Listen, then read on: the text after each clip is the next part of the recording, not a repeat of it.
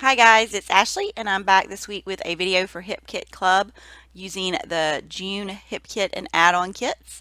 I'm also using our mood board for inspiration. This is the June mood board and I liked the diamonds. It's a geometric shape, so I used this Simple Stories paper to cut Kim Watson's subscriber cut file.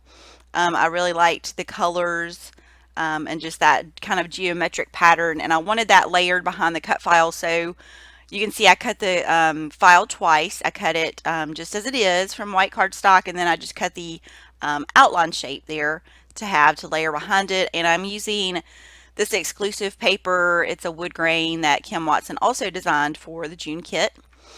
And I wanted to add some hand stitching, so I'm just going to show you a little bit here. I'm going to stitch around the whole light bulb shape, just adding some holes there over the white cardstock. And I chose some embroidery floss colors that coordinated with that Simple Stories paper, so you can see those there to the side. And I'm just going to kind of do the pink around the bigger part of the light bulb. I do the yellow on the shine, and then I do a mix of the orange and teal across the little lines there at the bottom of the light bulb. And I really liked the look of that once the whole thing is finished. So like I said, I'm just going to do a little bit here, and then you'll see all of that finished in just a second. But I liked that texture that it added over the light bulb, having the cut file and then the hand stitching. So now you can see it's all finished and I'm getting ready to start my layout. I wanted to use a circle photo. I'm working with a good bit of the ephemera from the June kit. Kim Watson has been designing some great packs of ephemera for us for a while now, and I like that there's such a big variety, and I use it to create several clusters around the light bulb. And I'm going to have kind of a long title, so I'm working on some jelly bean soup letters. These are kind of just little bean board letters that I'm going to add, and it's going to say, "Let your little light shine."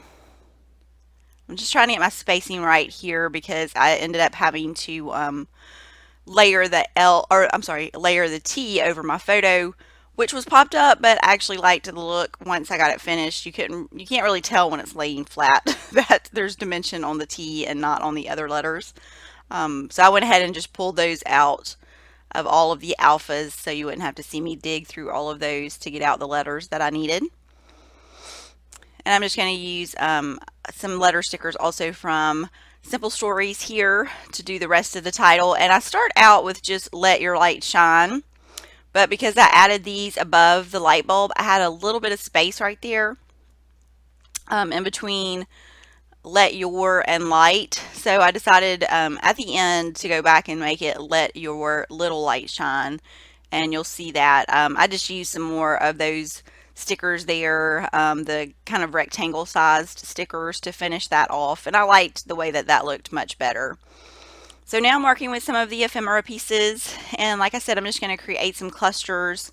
I'm just kind of trying to get the layers the way that I want them right here, just kind of tucking some things under and then adding some pop dots to other things. And this is one of the buttons from the Fancy Free collection, and I wanted it in the center of that little circle, but I had tucked it too far under, so I just pulled that out a little bit more to get that there. And then there's some cute flowers, so I wanted to add several of those around the page just to kind of have a scattered look. And I kind of used the ephemera to create a visual triangle on the layout around the light bulb, so you'll see that. And pretty much everything is layered here around the light bulb design. And I really liked the little word phrases from Dear Lizzie. So even though my title was "Let Your Little Light Shine," I also wanted to add a second phrase, just "You are my happy." And I liked that pop of yellow there over the light bulb and the wood grain paper. And I do stitch that. You can see that I added some machine stitching. Just because of the thread there, it kind of popped some parts of it up, so I didn't want it to eventually come up off the page, so the machine stitching helps hold it in place. And that's a little ephemera piece from the Project Life ephemera that's included also in this month's kit. I liked that the pink matched the pink on the "Be Happy" from Kim. So I pulled that out and added it in. And I did have it tilted, but I decided in just a minute that I don't like it tilted, so I do go back and straighten it up a little bit. And you can see I'm just using a mix of dimension here with the pop dots and adding some things where they're up off the page and then some things where they're flat. And I wanted this to go across. I somehow managed to get something on the layout right there, and so I wanted to cover it up, and that sticker ended up being perfect to go across there and cover that spot. And then these are some of the Simple Stories brads. These are really cute, and they also add a great texture to your layout, so I wanted to bring in some of those, and then some of the enamel dots also from Simple Stories. And you can see that all these colors coordinate perfectly together, and they don't have to be matchy-matchy. My yellow for You Are My Happy is a little bit different than the Simple Stories paper, but they still coordinate well together. And then I wanted to bring in one of those rubber charms from Maggie Holmes from the Bloom collection.